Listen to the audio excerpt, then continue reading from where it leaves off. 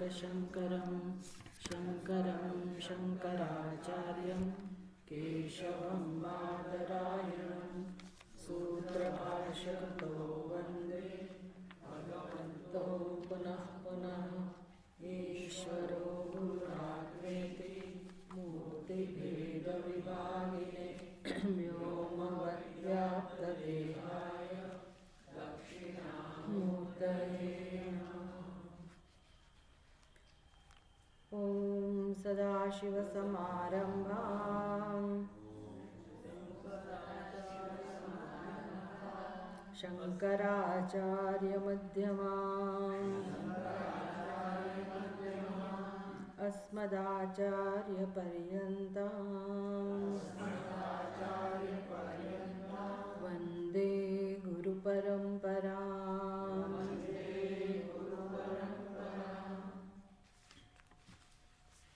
પહેલો શ્લોક આપણે આમાં મંગલાચરણ પણ છે, એ પણ બોલીશું, સાથે બોલીશું બધા. મારા પુસ્તકમાં મંગલાચરણ છે.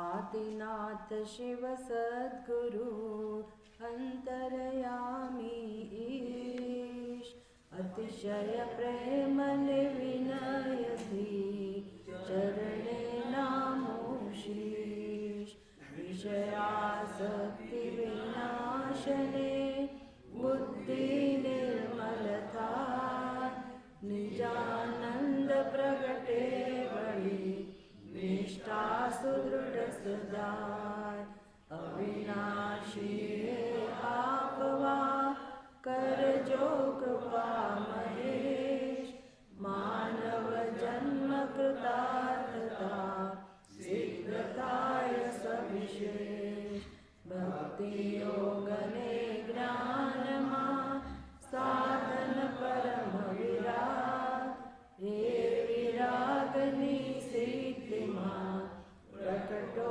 પરમ અનુરાગ એ વિરાગની સિદ્ધિમાં પ્રકટો પરમ અનુરાગ. તો આદિનાથ ભગવાન શિવ સદગુરુ જે અંતર્યામી પણ છે અને જે પરમાત્મા છે, એમને અત્યંત પ્રેમથી અને વિનયથી હું નમસ્કાર કરું છું. અને પ્રાર્થના શેના માટે છે? નિજાનંદ પ્રગટે વળી નિષ્ઠા સદૃઢ સદાય. કેમ નિજાનંદ? પોતાના જ સ્વરૂપનો આનંદ માણી શકો, અને એનું સાધન છે નિર્મળ બુદ્ધિ. નિર્મળ બુદ્ધિ પ્રાપ્ત થાય. નિર્મળ બુદ્ધિ કોને કહેવાય? જે બુદ્ધિમાં, જે અંતઃકરણમાં જે અજ્ઞાનમાંથી જન્મેલી વિષયોની આસક્તિ છે અને એકમાત્ર અવરોધ છે મુક્તિ માટેનો, એ દૂર થાય અને આત્મજ્ઞાનમાં નિષ્ઠા પ્રાપ્ત થાય એવી કૃપા હે પરમાત્મા તમે કરજો. માનવ જન્મ કૃતાર્થતા સિદ્ધ થાય સવિશેષ. તો મનુષ્યના જન્મનું લક્ષ્ય જે છે એ સિદ્ધ થાય. ભક્તિ યોગ અને જ્ઞાનમાં સાધન પરમ વિરાગ.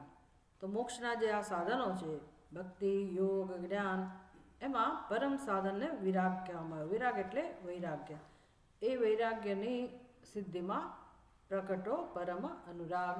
તો ભગવાનને પ્રાર્થના છે કે વૈરાગ્ય માટે પ્રેમ જન્મે અંતઃકરણમાં. એટલે વૈરાગ્યનું મહત્વ સાધકને હોય જ. કોણ નથી જાણતું વૈરાગ્યના મહત્વને?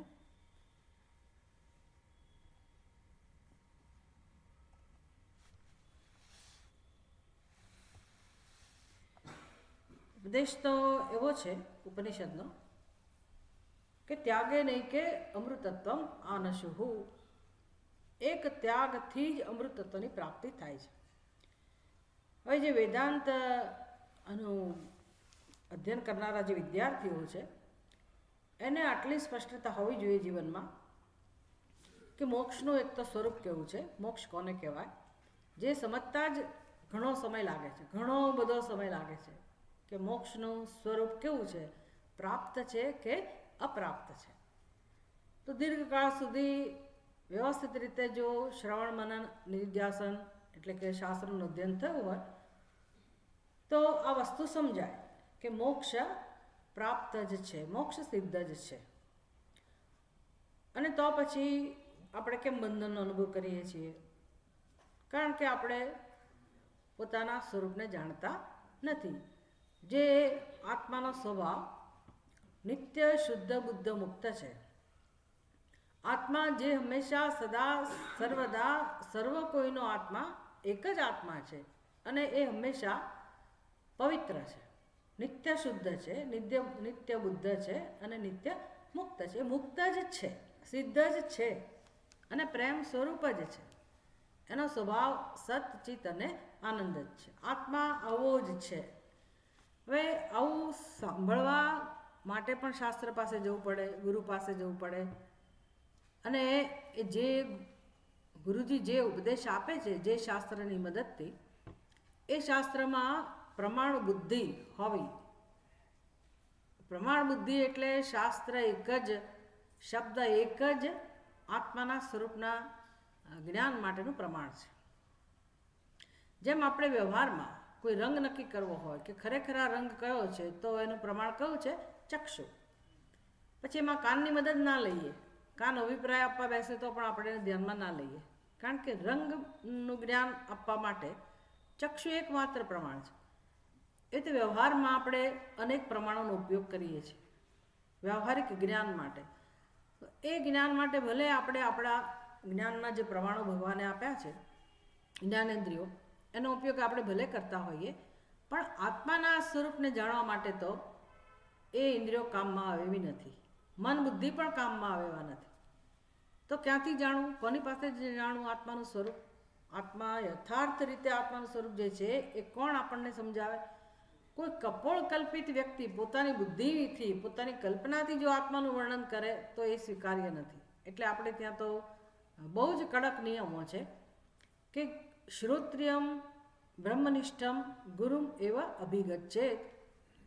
આત્માને જાણવો જ જોઈએ અને એ શ્રોત્રિય જે હોય એ વ્યક્તિ પાસે જ જવું જોઈએ. બ્રહ્મનિષ્ઠ હોય એની પાસે જ જવું જ જોઈએ, એની પાસે જ જવું જોઈએ, એની પાસે જવું જ જોઈએ. આ બધા કડક નિયમો છે, પણ એ બધા શાસ્ત્રમાં છે. શાસ્ત્રમાં જ માનતા ના હોઈએ તો આ બધી વસ્તુને આપણે ફગાવી દઈએ, પણ તો એનાથી કંઈ ફાયદો થવાનો નથી. આપણે આપણી બુદ્ધિ પ્રમાણે, આપણા સ્વતંત્ર વિચારો પ્રમાણે ભલે ગમે તે માનતા હોઈએ, પણ જે કામ થવું જોઈએ એ કામ થતું નથી હોતું. એટલે શાસ્ત્રમાં બધી વસ્તુઓ સ્પષ્ટ છે, કારણ કે આપણે પોતે જ પોતાના સ્વરૂપ વિશે ખોટો નિર્ણય બાંધેલો છે અને બધાની બુદ્ધિમાં સમાન રૂપે છે.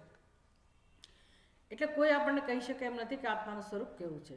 એટલે એના માટેનું જે પ્રમાણ છે એ પ્રમાણ છે શબ્દ પ્રમાણ. શબ્દ એટલે શ્રુતિ. શાસ્ત્ર એકમાત્ર પ્રમાણ છે અને એ શાસ્ત્રને સમજાવનાર જે ગુરુ છે, તો ગુરુના વાક્યોમાં અને શાસ્ત્રના વાક્યોમાં સત્ય બુદ્ધિ અવધારણા, એટલે એ જે કહે છે એ સત્ય છે. એ પ્રકારની આપણી બુદ્ધિ બને, એવી બુદ્ધિ નિષ્ઠાવાળી બુદ્ધિ હોય, શ્રદ્ધાવાળી બુદ્ધિ હોય અને આપણે શીખવા તૈયાર હોઈએ તો જ આ કામ થાય, નહીંતર આ કામ થતું હોતું નથી. એ માણસ ગમે તેટલો વિદ્વાન કેમ ના હોય, પોતાની સ્વતંત્ર બુદ્ધિથી એ ગમે તેટલા શાસ્ત્રમાંથી બધા મંત્રો બોલી શકતો હોય, પોતાની રીતે અધ્યયન કરતો હોય, તો પણ શું થઈ ગયું? એટલે એ ગુરુ મુખેથી જે આ શ્રવણ થાય છે એ દ્વારા જ આત્માનું જ્ઞાન પ્રાપ્ત થતું હોય છે. આ સિદ્ધાંત છે. અને શબ્દ એટલે કે શાસ્ત્ર આત્માના જ્ઞાન માટેનું પ્રમાણ છે. અને એ શાસ્ત્ર કહે છે કે આત્મા સિદ્ધ જ છે અને મુક્ત જ છે. એટલે મોક્ષ, મુક્તિ એટલે મોક્ષ, મોક્ષ એટલે મુક્તિ, મોક્ષ એટલે છૂટી જવું, મુક્તિ પ્રાપ્ત કરવી. તો કયો જીવ એવો છે સૃષ્ટિમાં કે જેને મુક્તિ પ્રાપ્ત નથી કરવી? ખરું, દરેકને મુક્તિ પ્રાપ્ત કરવી છે. ભાઈ શેમાંથી મુક્તિ પ્રાપ્ત કરવી છે? તો જેને કારણે દુઃખનો અનુભવ થતો હોય, જેને જે નથી ગમતું અને જે પરવશતાનો અનુભવ કરીએ છીએ આપણે, જેમાંથી છૂટવા માગીએ છીએ, એ જે પણ હોય, દરેકની બુદ્ધિમાં જે પણ કારણ હોય, જે પણ નિમિત્ત હોય, પણ જે વસ્તુમાંથી આપણે હંમેશ માટે મુક્ત થવા ઈચ્છીએ છીએ એનું નામ છે મોક્ષ. એવું તો દરેક જીવ ઈચ્છે છે. આ સૃષ્ટિમાં પ્રાણી માત્રની ઈચ્છા એવી છે, પણ દરેક પ્રાણીને આ લાભ મળી શકતો નથી. એ બિચારાએ સહન કરવું જ પડે. મનુષ્ય પણ જો વિચારે તો એને સમજાશે કે જીવનમાં લગભગ એ પરવશ છે. ભલે ને વાતો ગમે તેવી મોટી મોટી કરતો હોય, પણ એ ક્યાંક ને ક્યાંક અત્યંત પરવશ છે, પરાધીન છે. એટલે આદિ વ્યાધિ ઉપાધિ આધ્યાત્મિક સ્તરે, આધિભૌતિક સ્તરે અને આધિદૈવિક સ્તરે કોઈક ને કોઈક ક્ષેત્રમાં આપણે પરવશ છીએ. એટલે સંપૂર્ણપણે સ્વતંત્ર હોય, પોતાના પુરુષાર્થથી જ કોઈ દુઃખમાંથી મુક્ત થાય એ શક્ય જ નથી. એ વસ્તુ શક્ય જ નથી. તો પશુ પક્ષીઓ પણ કેવી રીતે મુક્ત થઈ શકે જો મનુષ્ય મુક્ત ના થઈ શકે તો? એટલા માટે મનુષ્યના જન્મની વિશેષતા શું છે? તો કે મનુષ્ય આ બધું સમજીને મુક્તિના ઉપાય માટે પુરુષાર્થ કરી શકે. પશુ પક્ષીઓ પુરુષાર્થ ના કરી શકે. મનુષ્ય આ વિષયમાં કામ કરી શકે છે. મનુષ્ય સ્વતંત્ર છે. તો શાસ્ત્ર સમજાવે છે કે તું પહેલાં તો આ શાસ્ત્રના ઉપદેશમાં શ્રદ્ધા રાખ. અને શાસ્ત્ર સમજાવે છે કે મુક્તિ માટેનો ઉપાય શું છે. અને જે મનુષ્ય ખરેખર વિચક્ષણ બુદ્ધિનો હોય, વિચારશીલ હોય, એટલું ખરું આપણા ભાગે એટલું કામ આવે કે આપણે વિચાર કરી શકવાનું સામર્થ્ય આપણી અંદર હોવું જોઈએ. હવે આપણે આવું સરસ શ્રવણ કરતા હોઈએ, અધ્યયન કરતા હોય અને માણસ પોતાની દુનિયામાં બેઠો બેઠો અહીં છેક સુધી આવે તો પણ જો એને સાંભળવામાં રસ ના પડતો હોય કે એના જે કંઈ કારણો હોય, કેમ આવે છે આશ્ચર્ય છે, પણ આવી જ ગયો તો પછી ભાઈ સાંભળો ને તો. પણ ના, એની બુદ્ધિમાં કંઈક ચાલતું હોય તો એ કામ કરી શકે નહીં. એટલે એટલું તો અપેક્ષા છે જ. એક તો મનુષ્ય હોવો જોઈએ અને સાથે સાથે એને એની બુદ્ધિમાં એવું સામર્થ્ય હોવું જોઈએ. શંકરાચાર્યજી તો બહુ સ્પષ્ટ છે. એ તો કહે છે કે ભાઈ તમારે આત્મજ્ઞાન જોઈતું હોય તો 4 પ્રકારની સંપત્તિ જોઈશે. સાધન ચતુષ્ટય સંપન્ન અધિકારી, એ સિવાય કામ નહીં ચાલે. એટલે એ બહુ માથાકૂટ કરે જ નહીં. બીજા બધા મનુષ્યો પાસે કે બહુ આગ્રહ કે અપેક્ષા ના રાખે. જે એવો આગળ આવ્યો હોય ને જે વૈરાગ્યવાળો હોય, જે અંતઃકરણ શુદ્ધિવાળો હોય, જેને સમજવું હોય એની સાથે શંકરાચાર્યજી વાત કરે. એટલે આ વસ્તુ તો અત્યંત ઉત્કૃષ્ટ, ઉચ્ચતમ, જેને કહે સૂક્ષ્મતમ વસ્તુ છે. એટલે આપણી પાસેથી એટલી અપેક્ષા તો ખરી કે આપણે પોતે વિચારશીલ વ્યક્તિત્વવાળા હોવા જોઈએ, શ્રદ્ધાવાન હોવા જોઈએ અને નિષ્ઠાવાળા. અને એ પ્રકારે આપણે જો અધ્યયન કરીએ તો જ આપણને સમજાય. એટલે શાસ્ત્ર આપણને જ્યારે મુક્તિનો ઉપાય બતાવે છે તો એ મુક્તિનો ઉપાય જ્ઞાન જ કેમ છે? શું કામ જ્ઞાન જ છે મુક્તિનો ઉપાય? શેના ઉપરથી તમે નક્કી કર્યું? કેમ ભક્તિથી મોક્ષ ના મળે? કેમ યોગથી મોક્ષ ના મળે? કેમ કર્મથી મોક્ષ ના મળે? ખરું ને? બધી પ્રશ્નો જન્મવા જોઈએ આપણને. એટલે શંકરાચાર્યજી અને શાસ્ત્ર, શંકરાચાર્યજી શાસ્ત્રને સમજાવનાર છે. એટલે તમે એમ કહો કે શંકરાચાર્યજી સમજાવે તો પણ બરાબર છે, તમે એમ કહો કે શાસ્ત્ર સમજાવે છે તો પણ બરાબર છે. બંને એક જ છે. એ આપણને સમજાવે છે કે જો ભક્તિ, કર્મ, યોગ, એ જે પણ આપણે સાધનોને અપનાવીએ છીએ જીવનમાં, એ બધા સાધનો માટે માર્ગદર્શન જોઈએ. એટલે ભક્તિ, ખરેખર ભક્તિ કોને કહેવાય એના માટે પણ જ્ઞાનની જરૂર છે. એ સમજવા માટે પણ જ્ઞાન જોઈએ. કર્મયોગ કોને કહેવાય એના માટે પણ જ્ઞાન જોઈએ. યોગ કોને કહેવાય એના માટે પણ જ્ઞાન જોઈએ. સેવા કોને કહેવાય એના માટે પણ સમજ જોઈએ જ. એટલે કોઈ જ્ઞાનથી ભિન્ન નથી, સ્વતંત્ર નથી. કર્મ એક છે ને જ્ઞાન જુદું છે ને ભક્તિ જુદી છે ને આવું છે જ નહીં. હા, આપણા વ્યક્તિત્વ પ્રમાણે એવું કહી શકાય. કોઈનું વ્યક્તિત્વ કાર્યશીલ વ્યક્તિત્વ હોય તો એને સેવા પ્રધાન વ્યક્તિ કહેવાય. એને સેવામાં રસ હોય તો એનું સાધન સેવા હોય, એની ના નથી. કોઈ પ્રેમાળ વ્યક્તિ હોય કે લાગણીશીલ વ્યક્તિ હોય, ભાવનાશીલ વ્યક્તિ હોય તો એને ભક્તિ પ્રધાન વ્યક્તિ, એટલે એ પ્રકારનો એમનો પ્રયાસ હોય. અને કેટલાક લોકોને જ્ઞાનમાં રસ હોય તો એ લોકો સીધું જ્ઞાન પ્રાપ્ત કરી શકતા હોય, ચિંતન મનન કરી શકતા હોય.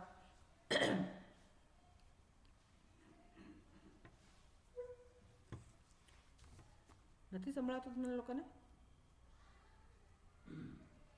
હરિઓમ.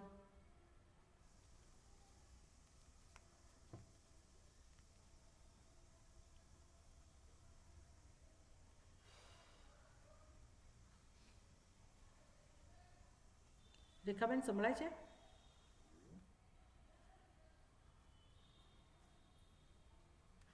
પ્રીતિબેન સંભળાય છે?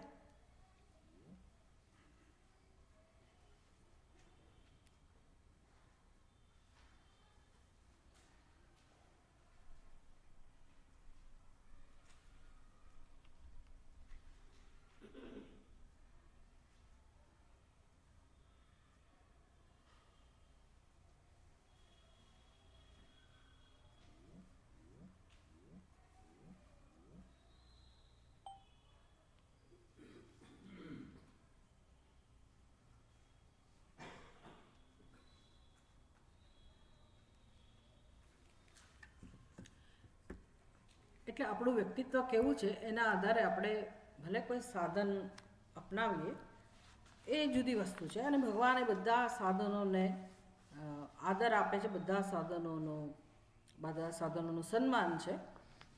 અને પણ એ સાધન ખરા અર્થમાં કેવી રીતે ચરિતાર્થ થાય એનું માર્ગદર્શન તો મળવું જ જોઈએ. તો ગીતામાંથી એ બધું માર્ગદર્શન મળતું હોય છે. પણ આપણે જ્યારે આવો કોઈ ગ્રંથનું અધ્યયન કરતા હોઈએ, બધાને પ્રકરણ ગ્રંથ પણ કહેવાય, આ બધા મોક્ષના જ સાધનો છે. તો એમાં જેમાં શાંતિ મંગલાચરણની અંદર જે પ્રાર્થનાની અંદર કહું કે સાધન પરમ વિરાગ, એ વિરાગની સિદ્ધિમાં પ્રકટો પરમ અનુરાગ. વૈરાગ્ય એ ઉત્તમ પ્રકારનું સાધન છે. પરમ વૈરાગ્ય અથવા પરમ સાધન કહો એને. અને એવા વૈરાગ્યની સિદ્ધિમાં અમને પ્રેમ જન્મે એના માટેની પ્રાર્થના છે. તો વૈરાગ્યમાં પ્રેમ ક્યારે જ જન્મે? જનરલી કોઈને વૈરાગ્યમાં પ્રેમ ના જન્મે. વૈરાગ્ય શું, ધર્મમાં કોઈને પ્રેમ ના જન્મે. તમે જોવા જાઓ તો મનુષ્યના જીવનમાં, કોઈના પણ જીવનમાં, પશુ પક્ષીના જીવનમાં તો બે જ પુરુષાર્થ હોય, એ તો બરાબર છે. મનુષ્યના જીવનમાં પણ બે જ પુરુષાર્થ જોવા મળતા હોય છે. એ તો જબરજસ્તી ધર્મરૂપી પુરુષાર્થને કહેવામાં આવ્યો, અને આપણે એનાથી પ્રસિદ્ધ છીએ, અપરિચિત છીએ કે ધર્મને પહેલું સ્થાન આપવામાં આવ્યું. પણ કરીએ તો આપણી મરજી પ્રમાણે છે. ધર્મનું પાલન પણ આપણે આપણી સગવડતા પ્રમાણે જ કરીએ. કારણ કે ખરેખર ધર્મનું મહત્ત્વ શું છે, એ શેના માટે એ પુરુષાર્થ આપણા જીવનમાં મૂકવામાં આવ્યો છે, આવું કોઈ ખાસ જાણતું નથી. અત્યારની જે વર્તમાન પરિસ્થિતિ છે એમાં ધર્મ વિશેની સમજ પણ નથી, ધર્મનું મહત્ત્વ પણ મનુષ્ય નથી સમજતો. હા, સંસ્કારો હોય અને ઘરમાં નીતિ નિયમો હોય, કાયદા કાનૂન હોય, એટલે આપણે અને ઘણીવાર ડરને કારણે આપણે ધર્મનું પાલન કરતા હોઈએ, એ જુદી વસ્તુ છે. પણ ધર્મનું શું કામ સ્થાન છે જીવનમાં? ધર્મરૂપી પુરુષાર્થનું સ્થાન શું છે એવું આપણે બહુ ખાસ વિચાર કરતા નથી, કર્યા કરીએ છીએ. અને ચોથો કયો પુરુષાર્થ છે? મોક્ષ પુરુષાર્થ છે. એટલે આ વૈરાગ્યનું મહત્ત્વ સમજવા માટે આ બધું સમજ હોવી જરૂરી છે કે મનુષ્યનું જીવન ખરેખર કૃતાર્થ ક્યારે થાય, ચરિતાર્થ ક્યારે થાય? તો કે એને અંતે તો મોક્ષની જ ઈચ્છા છે. એ સ્વીકારવા તૈયાર હોય કે ના હોય, ગમે તેટલો આધુનિક મનુષ્ય કેમ ના હોય, અંદરથી તો એની ઈચ્છા મોક્ષની જ હોય છે. એ જાણતો નથી પોતાની ઈચ્છાને. એટલે ખરેખર મનુષ્યની અંદરની જે ઝંખના છે એ મુક્તિ માટેની જ છે. એને દુઃખમાંથી હંમેશ માટે મુક્ત થવું જ છે.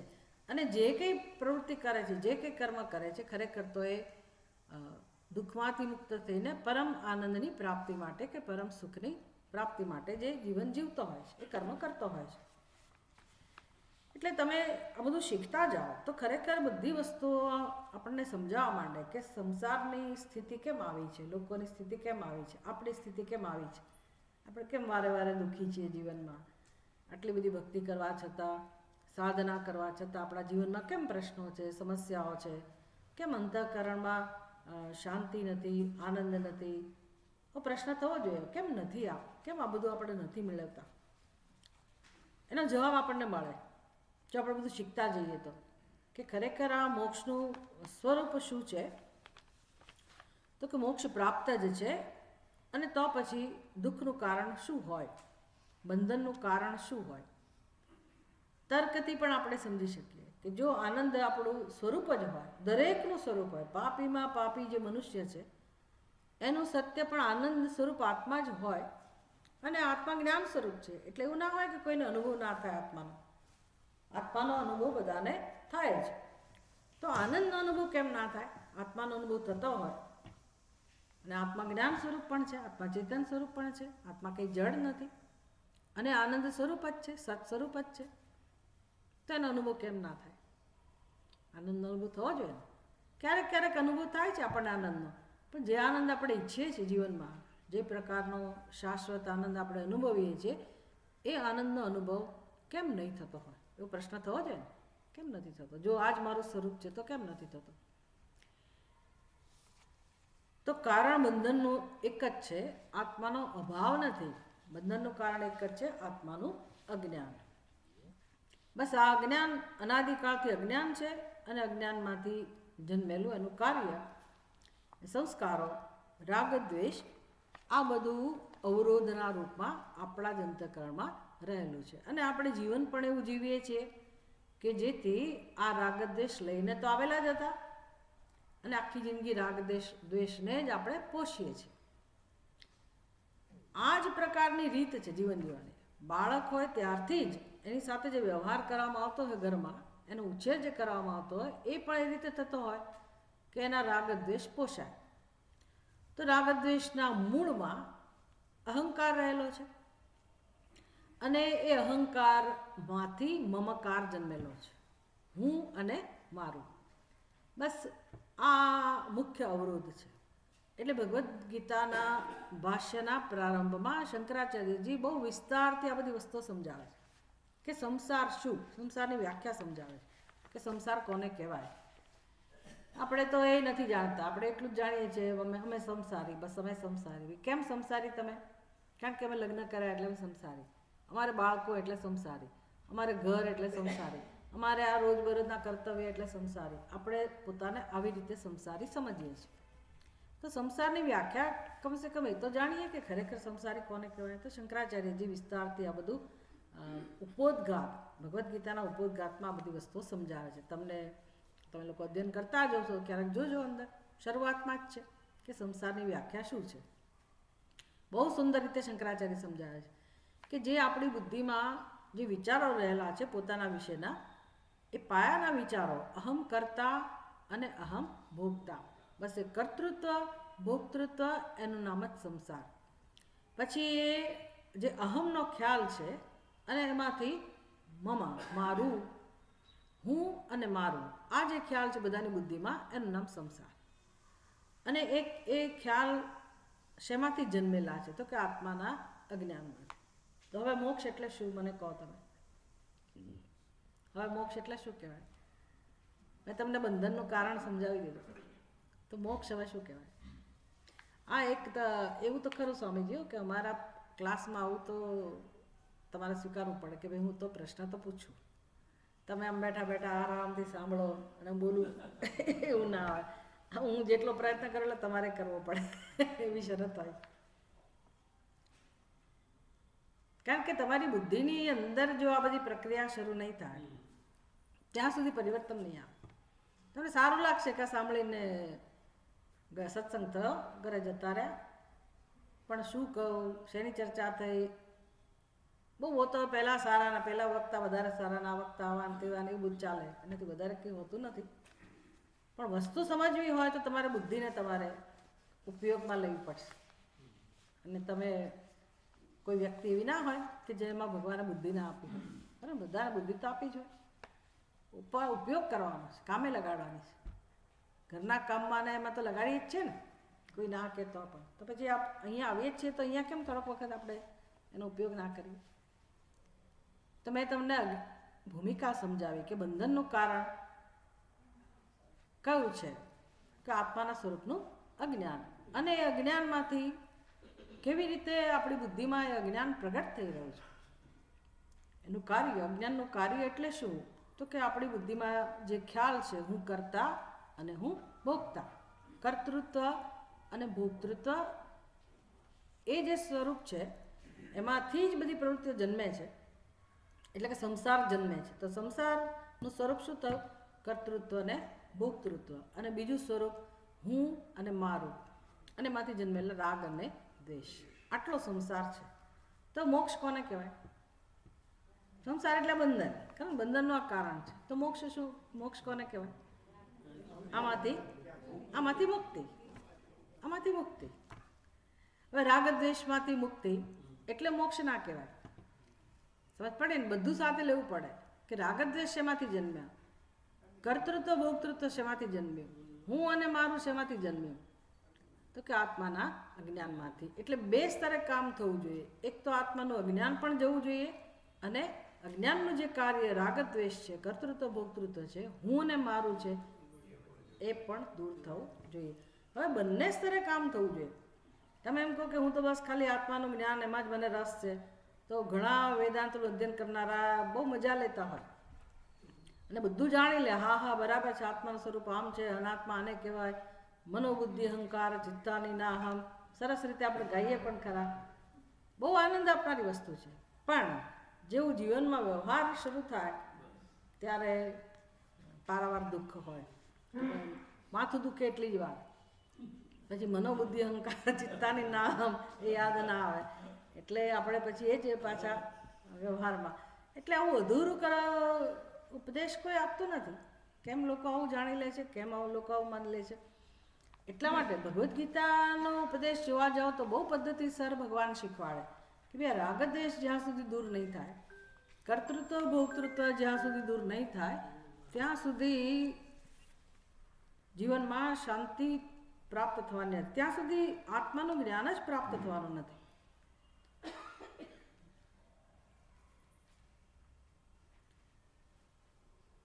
નેટનો પ્રોબ્લેમ છે ને અહીંયા આગળ.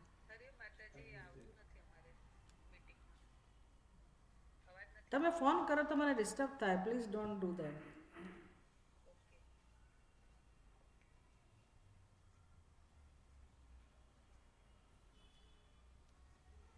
સ્ક્રીન ઉપર તો બધું દેખાય છે, ખબર નહીં એકચ્યુઅલી કેમ નથી. તમે પછી યુટ્યુબમાં જોઈ લેજો. ઓકે,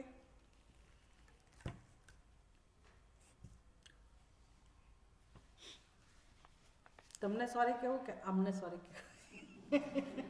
બંને બાજુ સોરી કહું છું. એટલે અંતઃકરણ શુદ્ધિ ક્યારે થાય? અંતઃકરણ શુદ્ધિ થાય તો આત્માના જ્ઞાન માટે પ્રેમ જન્મે, અને તો પછી આપણને એ આત્માના જ્ઞાનથી જે લાભ મળવો જોઈએ મળે. અંતઃકરણ શુદ્ધિ શેનાથી થાય? રાગ દ્વેષ દૂર થાય, એનું નામ અંતઃકરણ શુદ્ધિ. અને એના માટે કર્મયોગ ભગવાન સાધન સમજાવે છે.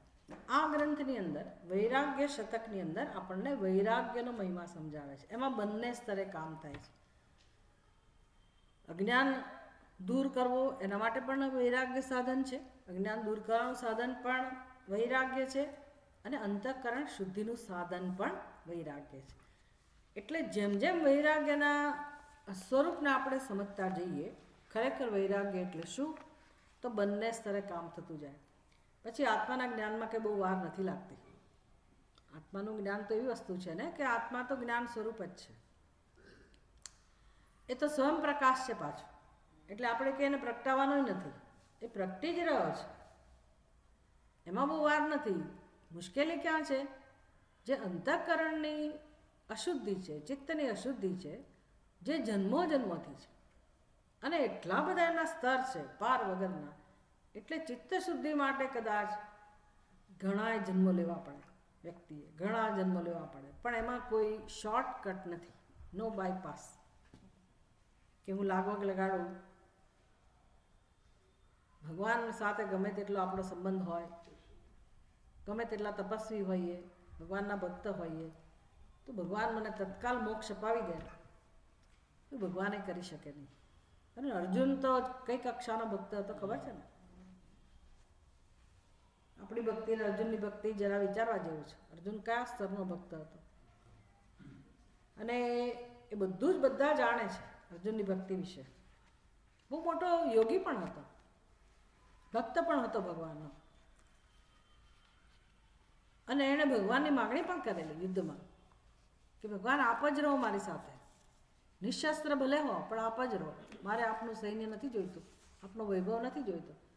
એ અર્જુન જ્યારે અત્યંત દુઃખી થયો, ભગવાનના શરણે ગયો, અને ભગવાન મને હવે જગતમાં કોઈ વસ્તુમાં રસ નથી, મારે જીવવું પણ નથી, અને મને લાગે છે કે મને જે દુઃખનો અનુભવ થાય છે, અશાંતિનો અનુભવ થાય છે,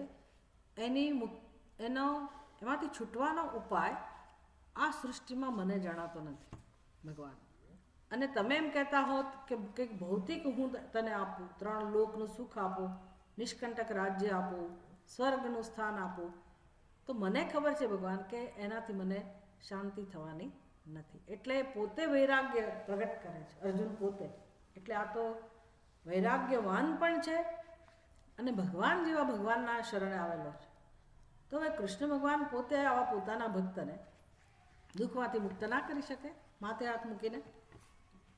સીધે સીધું ચમત્કાર કરીને ના કરી શકે. આટલા બધા પરાક્રમો કર્યા તો ભગવાન પોતાના પ્રિય ભક્તને, ભાઈ આપણી સમક્ષ ભગવાન, આપણે એની પાસે જઈએ તો કદાચ ભગવાન એવો ઉપકાર ના કરે, પણ અર્જુન પરમ ભક્ત છે, શરણે ગયેલો છે, તો ભગવાન એને તત્કાલ દુઃખમાંથી મુક્ત ના કરે? કરી શકે આ વાતને ભગવાન? ભલી લીલા કરે છે, ચમત્કાર કરે છે, તો અર્જુનને પણ દુઃખમાંથી છોડાવી શકે. પણ ભગવાને પણ શું કરવું પડ્યું? 18 અધ્યાયની અંદર ઉપદેશ આપવો પડે. અર્જુનને કહેવું પડ્યું યોગસ્થ કુરુ કર્મત્વમ. અર્જુન યોગમાં સ્થિત થા અને કર્મ યોગનું અનુષ્ઠાન કર. અંતઃકરણ શુદ્ધિ દ્વારા તું આત્મજ્ઞાન પ્રાપ્ત કરીશ. એટલે કોઈ શોર્ટકટ નથી, કોઈ ટૂંકો રસ્તો નથી મોક્ષ માટેનો. આટલી ભૂમિકા આપણા અંદર બરાબર સ્થિર થઈ જવી જોઈએ. આટલી વસ્તુ ભલે પછી જીવનમાં તમે જે કરો, સત્સંગ કરો કે ના કરો, શ્રવણ કરો કે ના કરો, કે તમારી રીતે તમે ભજન કરો કે સેવા કરો કે ભક્તિ કરો, જેના તમને શ્રદ્ધા હોય એનો કશો વાંધો નથી, પણ આટલી વસ્તુ, આટલી સ્પષ્ટતા હોવી જોઈએ કે એક તો મોક્ષનું સ્વરૂપ કયું છે, મોક્ષ જ ઈચ્છા છે. પહેલાં તો કબૂલ કરવું જોઈએ, સંમત થવું જોઈએ કે મોક્ષ જ મને જોઈએ છે, મોક્ષ સિવાય કશું નહીં. અને મોક્ષ એટલે ઘણા લોકોને એમ થાય કે નથી જોઈતો મોક્ષ, પણ મોક્ષ તમારે નક્કી નથી કરવાનું કે મને મોક્ષ જોઈએ છે કે નથી જોઈતો. આ પણ સમજી લો, એમાં કોઈ વિકલ્પ નથી. વિકલ્પ એટલે શું? તમે ચા પીશો કે કોફી પીશો, એમાં પસંદગી છે ને. કોઈ ચા કોઈ કહે, કોઈ કોફી કહે, એને વિકલ્પ કહેવાય. તમને મોક્ષ જોઈએ છે કે નથી જોઈતો? વિકલ્પ નથી, વિકલ્પ નથી. મોક્ષ જ જોઈએ છે, એ સમજવાનું છે. મોક્ષ સિવાય કશું જોઈતું નથી. તો પછી કેમ લોકો મોક્ષ માટે પ્રયત્ન નહીં કરતા? કારણ કે સમજતા નથી કે મારી ઈચ્છા મોક્ષની છે. માયામાં ફસાયેલા છે, વિવેક નથી કરી શકતા, અને જે રીતે જીવન જીવી રહ્યા છે એમાં ભાગે છે. પણ જે પણ કરે છે મનુષ્ય, ધારો કે પાપરૂપી કર્મ કરતો હોય, ક્રૂરમાં ક્રૂર કર્મ કરતો હોય, તો પણ એ ખરેખર તો મોક્ષ માટે જ કરે છે. એને ખબર નથી કે હું શું કરું છું. એટલે આ બધા ચિંતનની બહુ જ જરૂર છે કે મોક્ષ જ જીવની ઈચ્છા છે. કેમ? તો કે એ જ એનું સત્ય છે, એટલા માટે. અને મનુષ્ય આ બધું સમજી શકે એમ છે. તો મોક્ષની ઈચ્છાવાળા જ આપણે છીએ. એનો અર્થ એ થયો કે મોક્ષનું ધ્યેય લઈને જ જન્મેલા છીએ. એમાં કોઈને સ્વતંત્રતા નથી કે હું નક્કી કરું કે મારે મોક્ષ જોઈએ છે કે નથી જોઈતો. મોક્ષ જ જોઈએ છે, સમજવાનું છે, અને પછી મારું જીવન મોક્ષ માટે મારે તૈયાર કરવાનું છે. એટલે અર્થકામ પુરુષાર્થ આપણે કહીએ છીએ તો પુરુષાર્થ એટલે પ્રયત્ન એવી આપણી સમજ હોય છે કે મહેનત કરો એનો પુરુષાર્થ, એ પુરુષાર્થ કરો. પણ એ પણ તમે સત્સંગ આવો કરો તો સમજાય કે પુરુષાર્થ એટલે શું? પુરુષૈ અર્થ્યતે, એનો પુરુષાર્થ જે જીવની ઈચ્છા છે, જીવની જે ઈચ્છા છે, જીવ જે ઈચ્છે છે એનું નામ પુરુષાર્થ કહેવાય. તો જીવ આટલી વસ્તુઓ ઈચ્છે છે. એક તો અર્થ ઈચ્છે છે, બીજું કામ ઈચ્છે છે, ખરો ને? સમજણો થાય પછી માણસ આ જ બધું કરતો હોય છે, અર્થ અને કામ. એટલે અર્થકામની ઈચ્છા છે, પણ અર્થકામ દ્વારા પણ એને શું જોઈએ છે? સુખ જ જોઈએ છે. જોઈએ છે તો સુખ જ, અને એ સુખ આત્માનો સ્વભાવ છે, અને એનું નામ છે મોક્ષ. એની પ્રાપ્તિનું નામ છે મોક્ષ. જે આત્મા પ્રાપ્ત જ છે, જેનો સ્વભાવ સુખ જ છે, જે આનંદ સ્વરૂપ જ છે, એને હું જાણું, એનું નામ મોક્ષ. આવી વાસ્તવિકતા છે. પણ અજ્ઞાનને કારણે આપણે એવું માનીએ છીએ કે સુખ મેળવવાની વસ્તુ છે, કંઈ વાંધો નથી. પણ સીધું એવું નથી જાણતા કે સુખ મેળવવું છે. હું શેનાથી સુખી થઈશ એ મારી બુદ્ધિ કહે છે, મારા સંસ્કાર કહે છે. એટલે કેટલાક સંસ્કાર એવું કે ભાઈ તમે ભણો, ઘણો પૈસા કમાઓ, તમારું ઘર હોય, લગ્ન હોય, અને બસ તમારી ઈચ્છા પૂરી થાય, એનો અર્થ કે તમે સુખી થયા. એટલે ધન હોવું, ઘર હોવું, એની ઈચ્છા હોય, સુખી થવા માટે એની ઈચ્છા, તો એને કયો પુરુષાર્થ કહીશું? અર્થ, સલામતી માટેની ઈચ્છા કે ભાઈ ઘર જોઈએ, પૈસો જોઈએ, સ્વાભાવિક છે. આવી ઈચ્છા હોય, પણ પુરુષાર્થ કયો કહેવાય? અર્થ. પછી ઇન્દ્રિયોના સ્તરની, વિષયોની કામના હોય, ઇન્દ્રિયોના સ્તરનું સુખ ભોગવવાની લાલસા હોય, તો એ ઈચ્છા, એ પુરુષાર્થ એટલે કામ. પણ એના બે છે, સ્વાભાવિક છે દરેકના જીવનમાં, મનુષ્યના જીવનમાં સ્વાભાવિક છે. અને ભગવાનને ખબર છે, શાસ્ત્રને ખબર છે કે મનુષ્યને કહો કે ના કહો, આ દિશામાં તો એ પ્રયાસ કરવાનો જ છે. કોઈ કહે કે ના કહે, કરશે જ.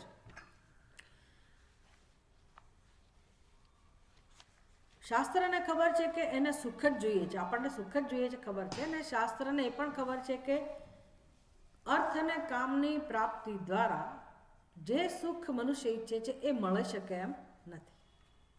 શાસ્ત્રને ખબર છે, કરવું શું આપણે માનવા તૈયાર નથી, અને શાસ્ત્ર આપણું હિત ઈચ્છે છે, એટલે શાસ્ત્ર શું કરે, એક નવો પુરુષાર્થ આપણા જીવનમાં મૂકે છે. કયો પુરુષાર્થ? ધર્મ. જે પહેલો પુરુષાર્થ મૂકવામાં આવે. શું કામ પહેલો? કે ભાઈ હું પહેલાં મારા જીવનમાં શીખું ધર્મ કોને કહેવાય, ધર્મ કોને કહેવાય. એટલે પહેલાંના જમાનામાં તો આ જ શિક્ષણ હતું. ગુરુકુળમાં બાળકોને મોકલે, બાળકો ગુરુજીને શરણે જાય, નાની ઉંમરમાં જ જાય, અને એ ગુરુજી બાળકોને જીવન કેમ જીવવું એનું માર્ગદર્શન આપે, એટલે કે ધર્મનું શિક્ષણ આપે, એના કર્તવ્યનું શિક્ષણ આપે. તો ધર્મ કેવી રીતે એણે જીવન જીવવું, અર્થાત જીવનના નાના મોટા કર્તવ્યો કોને કહેવાય એનું શિક્ષણ.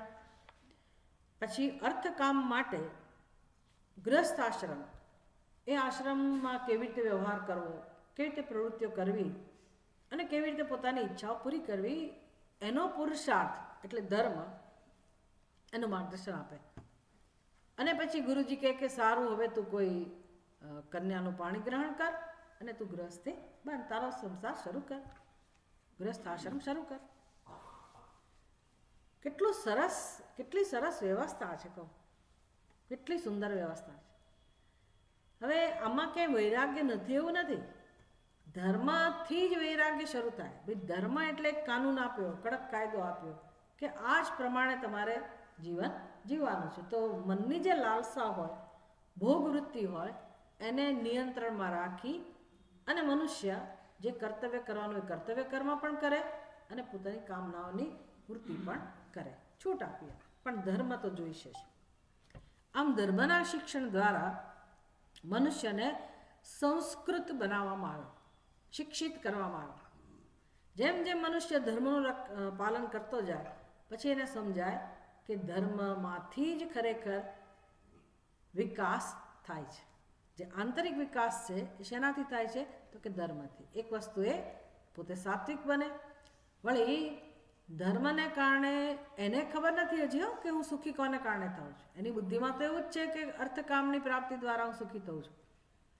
પણ જે વેદાંત બરાબર જાણે છે, વેદાંતનું જે વ્યવસ્થિત જેણે અધ્યયન કરેલું છે, એ સમજી શકે છે વ્યક્તિ કે સુખ તો જળ હોય ત્યાં હોય જ ના શકે. જળ વસ્તુનો સ્વભાવ સુખ હોઈ શકે નહીં.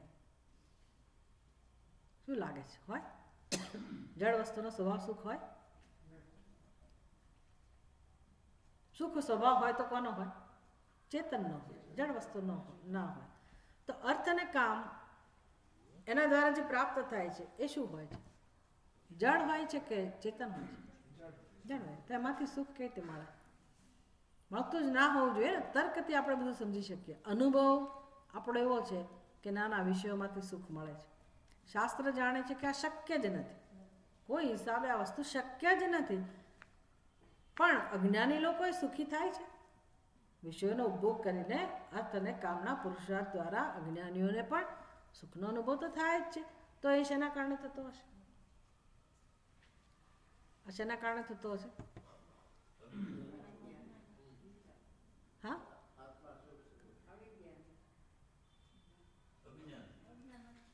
ના, મારો પ્રશ્ન જ તમને ના સમજો.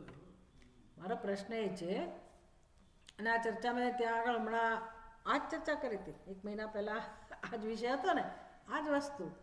કારણ કે આ બધું ના સમજાય ત્યાં સુધી માણસ આગળ વધી જ ના શકે. ભાઈ વૈરાગ્યની ગમે તેટલી વાતો કરો, મને લાલસા તો પેલી રહેવાની જ ને. સંસ્કાર પણ છે, બુદ્ધિમાં વિચારો પણ છે, મહત્વ પણ છે વિષયોનું, અને અનુભવ પણ છે સુખનો. અને તમે કહે કે વૈરાગ્યની વાતો કરો ને આત્મા સુખ સ્વરૂપ જેવી વાતો કરો, પણ આત્મજ્ઞાન તો બહુ ઊંચી વસ્તુ છે. તો જ્યારે પ્રાપ્ત થાય ત્યારે આપણે અજ્ઞાની હોઈએ તો કેમ આપણે આ જે સુખ મળે છે એને કેમ છોડી શકીએ? એના માટે વૈરાગ્ય કેવી રીતે જન્મે? ના જ જન્મે ને. તમે કહો કે ના અમને અનુભવ તો બહુ થઈ ગયો, પણ તેથી શું? અનુભવ થઈ ગયો દુઃખનો, પણ તેથી કે તમે વૈરાગ્ય કેળવી શકો છો? અથવા તો દુઃખ ગયું, ભલે અનુભવ થઈ ગયો, ભાઈ હવે છોડો, અપેક્ષા રાખવાનું છોડો. ઘણા લોકો કહે છે કે અમે અપેક્ષા રાખવાનું બંધ કરી દીધું, પણ એટલે કે સુખી થઈ ગયા? અપેક્ષા ના રાખો એટલે સુખી થઈ જાઓ? દુઃખ તો રહ્યું જ ને. જીવનમાં ક્યાંય સુખ મળ્યું નહીં ભાઈ, બહુ બધા ઘસાયા, આ કર્યું તે કર્યું, તો અપેક્ષા બંધ થઈ, અનુભવ થઈ ગયો કે વિષયોમાંથી સુખ નથી મળતું, ક્ષણિક છે, ફલાણું છે, ઢીકણું છે, જે હોય તે. પણ હું તો એવું કહીશ કે ક્ષણિક તો સુખ છે જ ને. મને શાશ્વત સુખ જોઈતું જ નથી. ટીપે ટીપે સરોવર ભરાય એમ ભલે ને ક્ષણિક મળે, હું કામ ચલાવી લઈશ. કોઈ માણસ એવું કહી શકે ને? ક્ષણિક સુખ સમજવાનું એ છે કે ક્ષણિક સુખ પણ નથી મળતું. આ બધું વેદાંતની અંતર્ગત આવે છે. અધ્યાત્મના ક્ષેત્રમાં જે બધું ચાલતું હોય, સમજ માટે કહેવાતું હોય, બધું બરાબર છે. પણ આપણે સિદ્ધાંતના પ્રમાણે જઈએ કે ભાઈ સુખ કોનો સ્વભાવ હોવો જોઈએ, જળનો કે ચેતનનો? ચેતનનો. તો કોઈ દિવસ જળમાંથી સુખ મળે જ નહીં, ક્ષણિક પણ ના મળે. ગમે તેટલું કરો તો રેતીમાંથી તેલ ન નીકળે એટલે ન જ નીકળે. એમ વિષયોમાંથી સુખ ન મળે એટલે ન જ મળે, નક્કી જ હોવું. આ બધું કોને ચેલેન્જ આપે? જેને વિચાર કરવો છે એના માટે. સમજ પડે? જેને સમજવું છે એને, એ માણસ જ આ વસ્તુમાં રસ લઈ શકે. કારણ કે સત્ય છે, દરેકની બુદ્ધિ સમજી શકે એમ છે કે વાત તો સાચી છે. તો પછી આ ચારે બાજુ વાતો ચાલે છે કે આ તો અનિત્ય સુખ છે ને ક્ષણિક સુખ છે, બધું બરાબર છે, એ એના સ્થાને કહેવાય, બરાબર છે. પણ આપણે ઊંડા ઉતરવું છે. બીજો આત્મા એક જ સુખ સ્વરૂપ હોય તો લોકોને, અજ્ઞાની લોકોને પણ સુખ તો મળે જ છે ને. તો ક્યાંથી મળતું હશે? મારો એ પ્રશ્ન હતો. હું એ નથી પૂછતી, તમે જીવનમાં સુખ મેળવ્યું છે કે નહીં? તમારા જીવનમાં થોડું ઘણું તો સુખ મેળવ્યું જ હોય ને, ખરું ને? સુખ તો મેળવતા જ હોય ને, માણસને તો જીવી જ ના શકે. એવું નહીં, એવું નહીં. ખરા અર્થમાં સુખ મેળવેલું છે. જેમ કે તમે ઊંઘી જાઓ છો તો સરસ મજાના આનંદનો અનુભવ કરીને જ ઉઠો છો ને, કે અમને મજા આવી, ઊંઘી ગયા હતા તો સુખનો અનુભવ થયો. આજે ભોજનમાં લાડુ હતા અને મજા આવી, તો જે પણ વિષયનો ભોગ કરીએ તો સુખનો અનુભવ જે થાય છે એ તો સાચો જ છે ને. એમાં ક્યાં એવું છે કે મારી કલ્પના છે? સુખનો અનુભવ તો થાય જ છે, એવું નથી. મારો પ્રશ્ન એ નથી સુખ ક્ષણિક છે એની ના નથી. તમને સુખ ક્ષણિકનો અનુભવ થયો, બરાબર, એ વાત સાચી. ક્ષણિક સુખનો અનુભવ થયો, બરાબર છે. પણ એ વિષયોનું સુખ હતું ક્ષણિક, એ મારે પૂછવું છે. તમે એમ કહો કે વિષયોમાંથી ક્ષણિક સુખ મળે છે, એ આપણી ચર્ચા ચાલે. હા, બરાબર છે. તો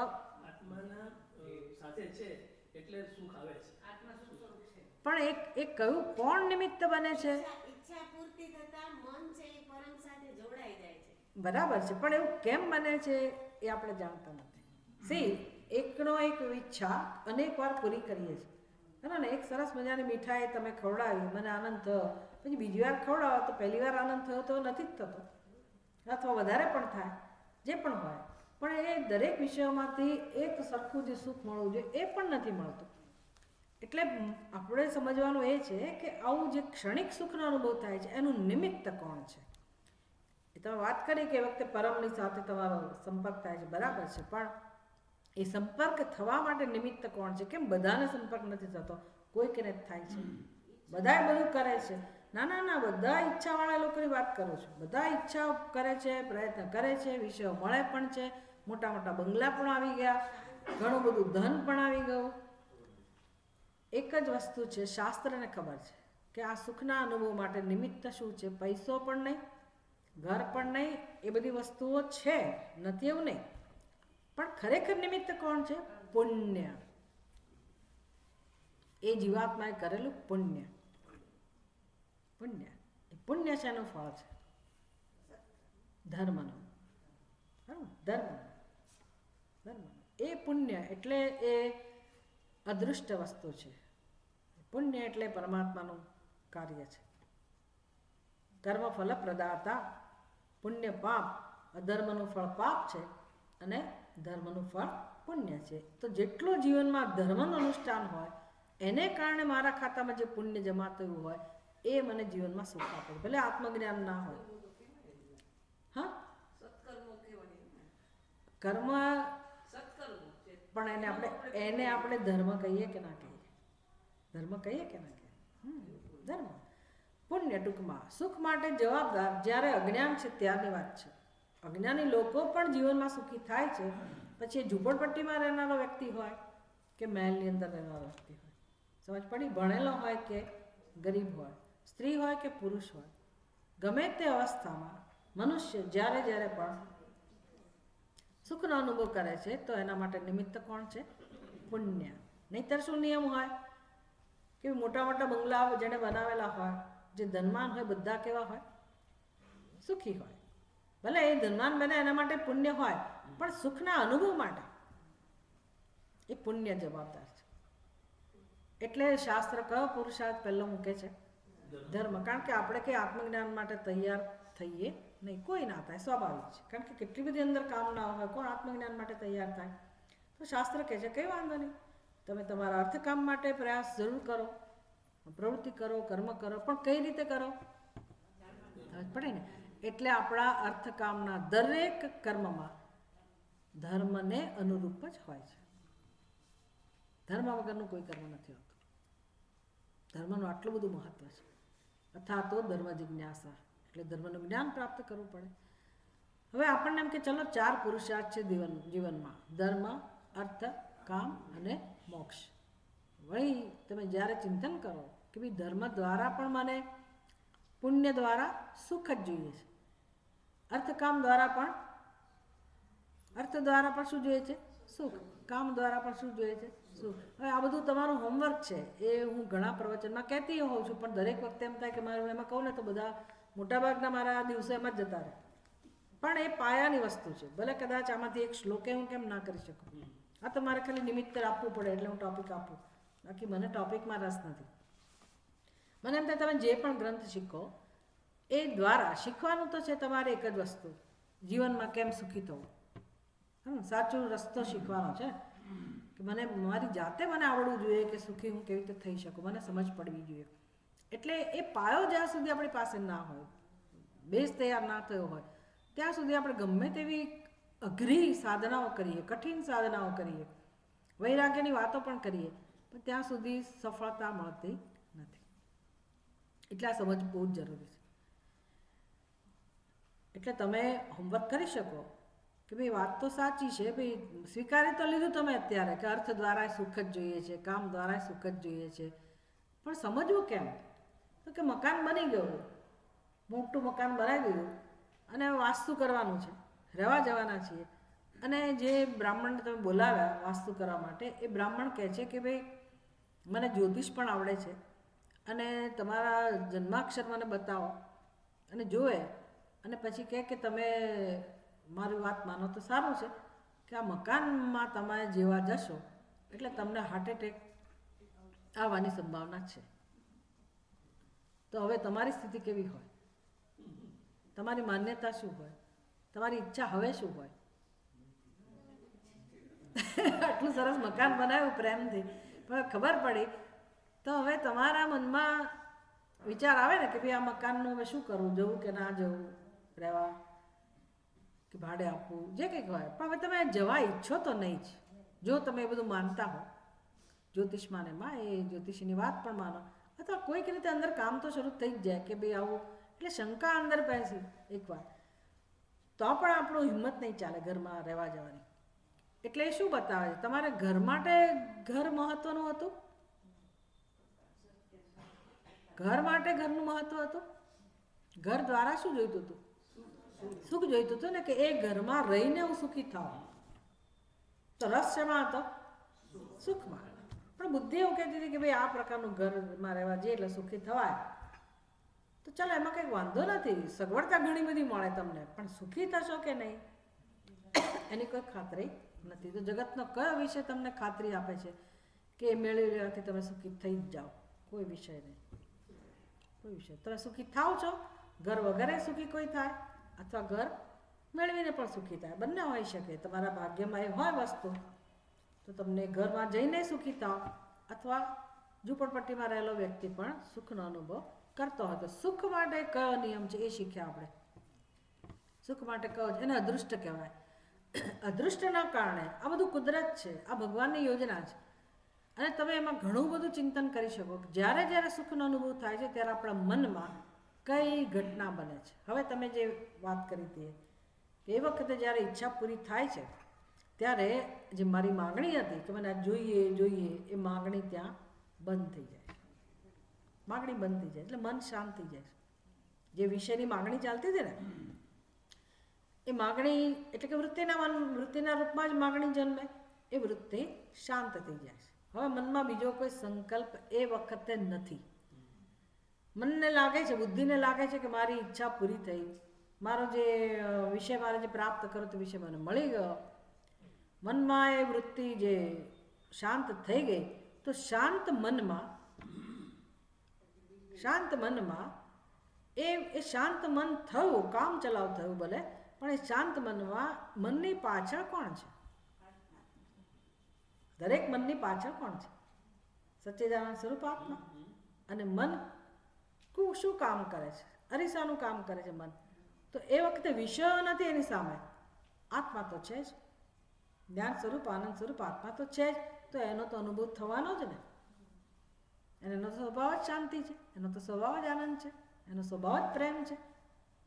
તો અનુભવ જે થાય છે એ વખતે સુખનો, એ અનુભવ છે કોનો? આત્માનો. પણ બુદ્ધિમાં સમજ કેવી છે? બુદ્ધિમાં સમજ કઈ છે? જોયું, ભગવાનની કૃપા થઈ, મને આ વિષય મળ્યો, કેટલા વખતથી આ ઈચ્છા હતી, આજે ઈચ્છા પૂરી થઈ, અને મને ઈચ્છા પૂરી થવાથી સુખ મળ્યું. બસ આ જે પ્રક્રિયા છે એ આપણને ગેરમાર્ગે દોરનારી છે. આપણે આ હોમવર્ક કરવું પડે કે આવું થાય છે કે નહીં. બહુ જ વાર લાગે સમજતા, પણ સમજાશે કે વાત તો સાચી છે. કેવી સુખનો અનુભવ થાય છે ત્યારે વૃત્તિ તો અંદરથી જ જન્મે છે, ખરું ને? અંદરથી જ સુખની વૃત્તિ જન્મે, એમાં તો કોઈ શંકા જ નથી. નહીંતર શું કરીએ? આઈસ્ક્રીમ ભાવતો હોય, આઈસ્ક્રીમ ખાવાથી મજા આવતી હોય, સુખ મળતું હોય, તો જીવનમાં આપણને એક ઉકેલ મળી ગયો ને. પછી આપણા ઘરમાં ફ્રીજમાં આપણે આખું ફ્રીજ આઈસ્ક્રીમથી ભરી રાખીએ. જ્યારે જ્યારે ડિસ્ટર્બ થઈ, જ્યારે ક્રોધ જન્મે, કે આપણું અપમાન થયું એવું લાગે, કે કંટાળો આવે, તો આપણને શું યાદ આવે? આઈસ્ક્રીમ. ઘણા લોકોને દારૂ યાદ આવે, પણ આપણે ભરી રાખીએ આઈસ્ક્રીમ. ચાલો આઈસ્ક્રીમ ખાઈ લઈશું એટલે મારું સુખ અરે દુઃખ જતું રહેશે. પણ આપણે એવું કરતાય નથી, એવો ઉપાય આપણે શોધતાય નથી. હા, ઘણા લોકો ખાવા પીવામાં બિચારા ડાયવર્ઝન જેને કહે ને, ડાયવર્ટ કરે છે પોતાની જાતને. કંટાળો આવે એટલે કંઈક મોઢામાં નાખે, પછી ડિપ્રેશનનો ભોગ બનનારા લોકોની સ્થિતિ આવી થઈ જતી હોય છે. પણ આ બધું શીખવા જેવું છે જીવનમાં. ખરેખર આ બધું અધ્યાત્મ કહેવાય, આ બધું વેદાંત કહેવાય. કે શું બની રહ્યું છે? આપણે કેમ નવા ગ્રંથોનું અધ્યયન કરવું અઘરા, એને જ એકલો વેદાંત ના કહેવાય. એ દ્વારા શીખવાનું તો આ જ છે, આપણા જીવન વિશે જ શીખવાનું છે. કે આપણું મન શું કરે છે, મનને પ્રેરણા કોણ આપે છે? તો કે આ જે ભોગવીએ છીએ રોજ જે પણ ભોગવીએ છીએ, એટલે આપણો વ્યવહાર ભોગવે એટલે કે ખરાબ અર્થમાં નહીં, પણ આપણે જે પણ વ્યવહાર કરીએ છીએ આપણા જીવનમાં નાના મોટા, એ બધા વ્યવહારો એ જ મારું મન બને છે, એ જ સંસ્કારો બને છે, અને એ જ મને પ્રેરણા આપે છે. એ જ નવી નવી ઈચ્છાઓ, એની જ ઈચ્છાઓ વારંવાર ઉત્પન્ન કરે છે. અને આપણી બુદ્ધિ માત્ર એ ઈચ્છા કેમ પૂરી કરવી એમાં જ લાગેલી હોય છે. એમ કરતાં કરતાં 80 વર્ષ ક્યારે થઈ ગયા, 90 વર્ષ ક્યારે થઈ ગયા? તમે બીજે જુઓ, આપણે ભલે 40 વર્ષના હોઈએ, પણ 90 વર્ષના વ્યક્તિને જુઓ, 80 વર્ષના વ્યક્તિને જુઓ, જેને જીવનમાં ચિંતન મનન છે જ નહીં, તેના જીવનમાં શું હોય છે? આવું જ હોય છે. આ સિવાય કંઈ હોય છે? આમાં ક્યાંય કોઈ જગ્યાએ એવી વાત નથી કે તમે આ ખાવાનું છોડી દો ને પેલું પહેરવાનું છોડી દો ને, આવો પ્રશ્ન આવતો જ નહીં. It is your choice. જેટલા તમે પરિપક્વ હો, માણસ એટલું સાદું જીવન જીવવાનું છે, જો એ સમજવું હોય તો. એને ખબર છે કે હું 4-5 રૂમનો બંગલો બનાવીશ મોટો, તો બધું મેન્ટેન મારે જ કરવાનું છે, મારી મહેનત એમાં જ જવાની છે. તો હું કયો રસ્તો અપનાવું? કયો રસ્તો અપનાવું? ભાઈ મારું 1 રૂમ રસોડા ચાલતું હોય તો હું આ જફા ઊભી ના કરું. પણ તમે જુઓ છો ને ચારેય બાજુ જેમ જેમ પૈસો આવે તો લોકોની દ્રષ્ટિ ક્યાં જાય? પૈસો વાપરવો ક્યાં? એમાં ક્યાંય એવું કહેવાનું તાત્પર્ય નથી કે મોટું મકાન ન બનાવો, બનાવો, જરૂર બનાવો. શાસ્ત્ર એમ નથી કહેતું કે તમે આમ કરો ને આમ. તમારી સમજ શું કહે છે, તમારી સમજ વિકસાવો કે તમે તમારા પગ ઉપર કોહાડો તો નથી મારી રહ્યા, ખરું કે નહીં? જરૂર હોય તો બનાવો, પણ તમને શાંતિ જેમ જોઈએ છે એ શાંતિ શેમાંથી મળવાની છે? તો શું કામ હાથે કરીને તમારી મહેનત, તમારો સમય, તમારી શક્તિ શું કામ તમે આ બધામાં વેડફો છો? રોટી, કપડાં, મકાન એટલે અર્થ કામ, હવે એ જરૂરિયાત તો બધા પાસે હોય જ. તો વૈરાગ્ય એટલે હવે શું સમજવાનું? હવે શું મેળવવાનું બાકી હોય? શેના માટે મારે સમય શક્તિ વેડફવાના હોય? માની લો કે મોટું મકાન બનાવ્યું, તોય શું? હવે કંઈ એવું જરૂર નથી કે મોટું મકાન વેચીને ઝૂંપડીમાં રહેવા જવું, જે છે ભલે રહ્યું, પણ મારી જરૂરિયાત આટલી છે, હવે સમજાવે તો કંઈ વાંધો નહીં. હવે હું આનંદથી જીવન તો જીવું ને, મોહ તો ઓછો કરી શકો ને. બસ આમ જીવનમાં કેમ આપણે જ્યાં છીએ ત્યાં રહીને જ વધુ ને વધુ પરિપક્વ બનીએ, વધારે ને વધારે આપણી સમજ સાચી બનતી જાય. બીજી બાજુ ભગવાન કહે છે અભ્યાસેન તુ કૌંતેય વૈરાગ્યેણ ચ ગૃહ્યતે. બીજી કઈ વસ્તુ જોઈએ? અભ્યાસ. એક તો વૈરાગ્ય જન્મતો જાય, બીજી બાજુ પ્રેમ જે વિષયો માટે હતો અત્યાર સુધી, બધી પ્રવૃત્તિ થતી હતી શેના માટે? અર્થકામની પ્રવૃત્તિ એટલે વિષયો માટેની પ્રવૃત્તિ. હવે આ સમજ પ્રાપ્ત થઈ, વૈરાગનું મહત્વ સમજાયું, પણ હજી સુખનો અનુભવ તો નથી જ. વૈરાગ્ય જન્મ વિવેકમાંથી, પણ સુખની જરૂરિયાત તો ઊભી જ છે. તો જેમ જેમ આપણે આ શિક્ષણ પ્રાપ્ત કરતા જઈએ, શાસ્ત્રનું અધ્યયન કરતા જઈએ, તેમ તેમ સમજાય કે સુખ પ્રાપ્ત કરવાની વસ્તુ નથી, સુખ પ્રાપ્ત જ છે, પણ અનુભવ નથી. પ્રાપ્ત છે પણ મને અનુભવ થવો જોઈએ ને, તો મારું કામ થયું કહેવાય ને. તો અનુભવ ક્યારે થાય?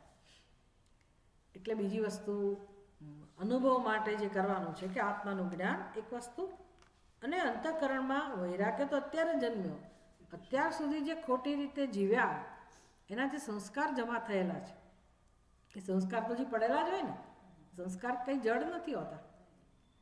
સંસ્કાર તો ચેતન સ્વરૂપ આપણા આત્માની આજુબાજુ બધા જાણે કે જમા થયેલા છે અંતઃકરણમાં, એટલે ખદબત ખદબત થતા જ હોય. અને એ પરપોટાની જેમ, જેમ પાણીમાં કેમ પરપોટા ઉત્પન્ન થાય, એમ આપણા અંતઃકરણમાં જાત જાતની બધી ઈચ્છાઓ જન્મ્યા કરે. બુદ્ધિમાં સમજાયું વૈરાગ્યનું મહત્વ, પણ અંતઃકરણમાં હજી પેલા સંસ્કારો છે, તો કામ તો બાકી જ રહ્યું ને. બસ તો પછી હવે આપણને માર્ગદર્શન મળે છે શાસ્ત્ર પાસેથી કે એ રાગદ્વેષ રૂપી જે સંસ્કારો છે, જે ઉદ્ભવ્યા કરે છે, એનું નિયંત્રણ કેમ કરવું, એને કેમ દૂર કરવા, એ પણ વૈરાગ્ય દ્વારા જ થાય, અને એના માટે પણ માર્ગદર્શનની જરૂર હોય છે. તો જેમ જેમ ચિત્ત શુદ્ધિ થતી જાય તેમ તેમ સુખનો અનુભવ થાય. પણ મને એટલો નિશ્ચય થઈ જવો જોઈએ બુદ્ધિમાં, એક શ્રદ્ધા હોવી જોઈએ કે આત્મામાંથી જ સુખ મળે છે, મારો આત્મા છે, મને મળી જ શકે, કેમ ના મળે? બસ આટલું સમજાય એટલે આપણા જીવનમાં ઘણા બધા પ્રશ્નો ખરી પડે કે મારે બીજાની જરૂર સુખ માટે નથી. હા, રોટી માટે જરૂર પડે તો હું કહું ભાઈ ભિક્ષા આપો કે આ આપો, તે સુખ માટે આપણને કોઈની પાસે જવાની જરૂર રહેતી નથી. બહુ મહત્વની સમજ છે આ. ઘણું બધું ચિંતન કરીએ ત્યારે ધીરે ધીરે સમજાય, પણ આત્મવિશ્વાસ આપણો વધતો જાય કે સુખ માટે હું સ્વયં પર્યાપ્ત છું. ભલે ચિત્તમાં અશુદ્ધિ હોય, ભલે કદાચ પ્રારબ્ધ ગમે તે પ્રકારનું હોય, ભલે આપણી અત્યારની વાસ્તવિકતા કે સ્થિતિ ગમે તે પ્રકારની કેમ ના હોય, પણ સુખ મળી શકે એમ છે, અહીંયા જ મળી શકે એમ છે, આ જ જન્મમાં મળી શકે એમ છે, હું પોતે જ મેળવી શકું એમ છું. મારે માત્ર પ્રયાસ કરવાનો છે, યોગ્ય દિશામાં યોગ્ય રીતે પુરુષાર્થ કરવાનો છે. તો કેવી સરસ પ્રાર્થના છે સુખ માટે. ચલો આજે હું તમને છૂટું પાડીને બોલાવું છું. આસ્તે કશ્ચન ભિક્ષુઃ સંગૃહ્ણન અવ્યયાનિ દશ નમ મમ ઇત્યવ્યયયુગલમ નમ મમ ઇત્યવ્યયયુગલમ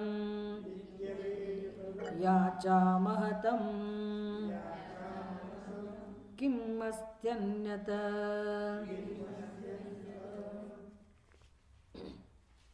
હવે કશ્ચન ભિક્ષુ, આસ્તે કશ્ચન ભિક્ષુ, ભિખારી, ભિક્ષુ એટલે ભિખારી, ગુજરાતી આપણું કહીએ તો, પણ સારો શબ્દ છે ભિક્ષુકા. ભિક્ષુ ભિક્ષુકા એટલે ભિક્ષા માગનારો કોઈક છે. હવે અહીંયા તો એ કોનું વિશેષણ છે ખબર છે? ભગવાન શંકરનું. એના માટે આ શબ્દ વપરાયો કે કોઈક ભિક્ષુક છે જેની પાસે 10 પ્રકારના અવયવો છે. સંગૃહ્ણન અવ્યયાની 10 અવયવોનો આશ્રય લઈને જે બેઠેલા છે. એમાંથી યાચા મહત્તમ, હું એમની પાસેથી આટલી માગણી કરું છું, 2 અવયવોની માગણી કરું છું. કે કયા 2 અવયવો છે? ન અને મમ. ન મમ આ સંસ્કૃત છે, ગુજરાતી શું થાય? મારું નહીં. ક્યાંય સાંભળ્યો છે આ શબ્દ? ક્યાં સાંભળ્યો? હા, ઇદમ નમ. અરુણાય સ્વાહા, વરુણાય સ્વાહા, ઇન્દ્રાય સ્વાહા. પણ એવું ના ચાલે. ઇન્દ્રાય સ્વાહા, ઇદમ ન મમ.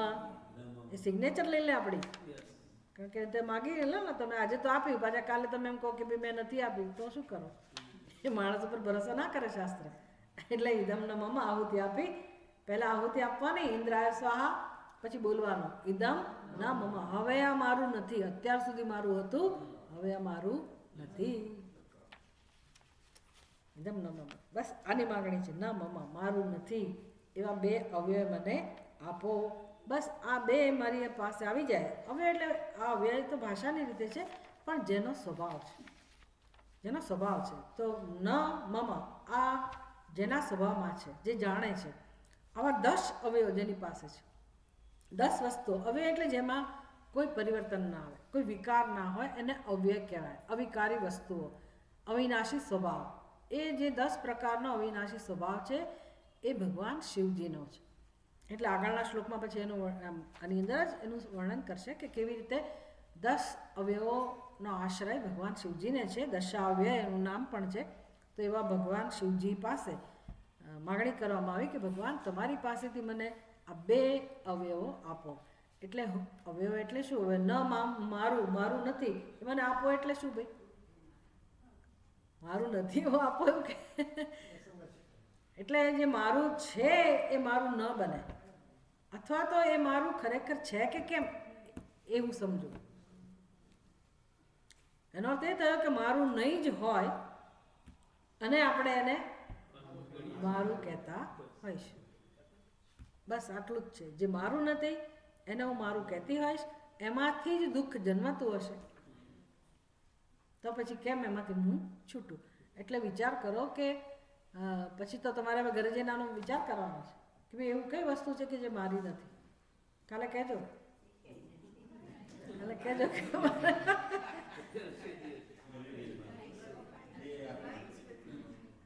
એમ નહીં. એટલે ફિઝિકલી કશું જ નથી ને, શરીરે મારું નથી જ ને, તો પછી હું એ મારું નથી એમ એવું એને આપી કઈ રીતે શકું? એ સમજવાનું ને. જે મારું છે જ નહીં તો પછી એને હું કેવી રીતે દૂર કરી શકું? અને દૂર કરું તો એ તો રહેવાનું જ છે જ ને, શરીર તો રહેવાનું જ છે ને, બધી વસ્તુઓ રહેવાની છે. એટલે કામ ક્યાં કરવાનું છે કે મારી કંઈક ભૂલ છે, મારે સુધારવાની છે. બસ વૈરાગ્ય ખરેખર આવું છે. વૈરાગ્યમાં કોઈ કશું જૂટવી લેવાનું નથી. આપણને એમ કે હું કંઈક આપી દઉં તો સારું, આપી દઉં એનો ના નથી, પણ આપી આપીને હું શું આપી શકું? કશું જ મારું નથી તો પછી હું શું આપું? શું આપી શકું? કસ્ય સિદ્ધનમ, સાંભળ્યું છે ને? કસ્ય સિદ્ધનમ ઈશાવાસ્યમ ઇદમ સર્વમ યત્ કિંચ જગત્યામ જગત તેન ત્યક્તેન ભુંજીતા મા ગૃદ કસ્ય સિદ્ધનમ. કેટલું સરસ કહે છે ઉપનિષદ. કસ્ય સિદ્ધનમ, ધન કોનું છે ભાઈ? કોનું છે ધન? એવું નહીં કે મારું નથી તમારું છે. ભલે આપણે આપીએ છીએ બીજાને, પણ એનુંય નથી ને પૃથ્વી પર ધન કોઈનું છે જ. ધન એકની વાત નથી, સમસ્ત વસ્તુ જેને જેને આપણે હું ને તું, હું ને મારું, જે આપણી બુદ્ધિમાં છે એમાંની કોઈ વસ્તુ આપણી નથી. અને કોનું છે? અથવા કોણ છે? ઈશાવાસ્યમ ઇદમ સર્વમ. એટલે વિચાર કરો કે આ સત્ય નથી જાણતા, એનું નામ બંધન.